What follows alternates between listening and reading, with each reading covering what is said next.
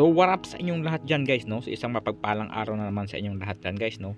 So ngayong araw guys, napadpad ako dito sa Tanawan, sa may Batangas. Kasi meron akong lugar na gustong puntahan dito. Dito nga sa may Club Balay Isabela.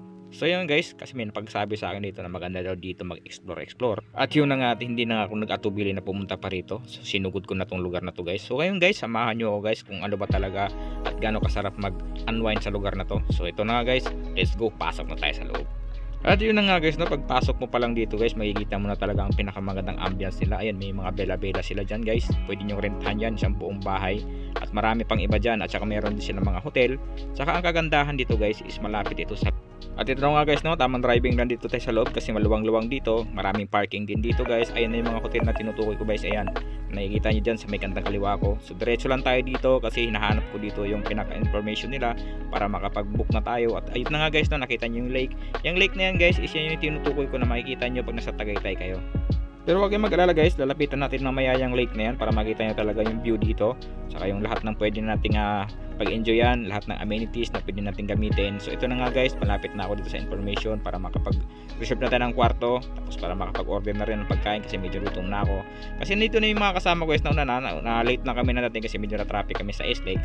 At ito na nga guys na yung kagandahan ng view nila. Ayan, dyan ka muna pupunta para makakuha ka ng kwarto. Para yun na nga, relax na tayo maya. So ito na nga guys, kasama ko na yung aking kaibigan. Ayan, Mr. Heartbroken. We're up. So yun, tamang lakad lang kami dito. Ayan, tinipil lang namin kung gaano kaganda yung lugar. At yun na nga guys, no, pumasok na kami dito sa loob ng information para maka-ready na kami. May ayos na namin lahat ng dapat iayos para makapag-start na tayo sa ano man dapat nating umpisahan dito. Enjoyment, kasama ko yung aking kaibigan. Bro, para ikaw may-ari ng hotel bro ah. So yun na nga guys, no, paglabas nyo na full area, makikita nyo yung activity board nila. Ayan, makikita nyo yung mga price, tsaka yung mga restaurant na pwede nyo kainan. Tsaka yun nga, yun yung mga activity, water activity nila na pwede nyo subukan. Ayun yung presents ngayon guys, yun yung mga price din. Tsaka yung luma, makikita nyo naman yung picture. Yun nga, tsaka yung sa baba guys, is yun yung map area nila. Kasi medyo malaki talaga yung area nila guys, kaya pwede kayo mawala pag di kayo tumingin dyan. Tsaka yan, yung massage nila, yung mga price, subukan natin mo yan. So yun nga, yung restaurant. Ayun guys, samahan nyo muna ako, ikot-ikot tayo, pakita ko sa inyo yung view. Kaya background music, pasok.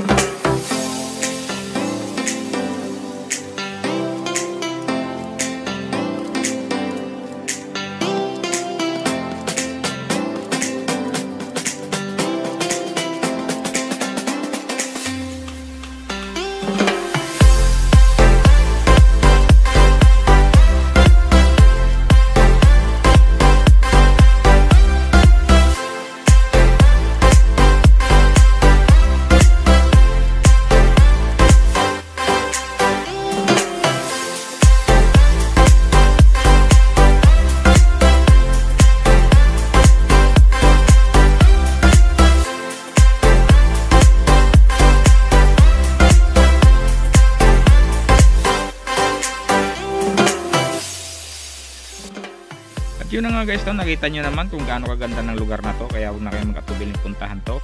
Kaya hindi kayo magsisisi talaga guys. So yun na nga guys, tamang kwentuhan na kami ni bro dito. Meron na akong tinatanong sa kanya kung ano ba talaga, bro, ano ba talaga nararamdaman mo? Sakit eh. Sobra. Kasi yun na nga guys, no, masakit na yung nararamdaman ng aking kaibigan. Kaya bro, kaya yung sakit na nararamdaman mo, kain na lang muna natin dito sa pinakamasarap na restaurant na nakita natin. Kaya ito bro, subukan natin. Yun na nga, dumating na nga yung in-order namin ng biryani. Subukan natin itong biryani na dito kung masarap pa talaga to. Yan, mukhang masarap naman. Kaya pa yung naantay natin guys, samahan nyo kami. Let's go! Hehe.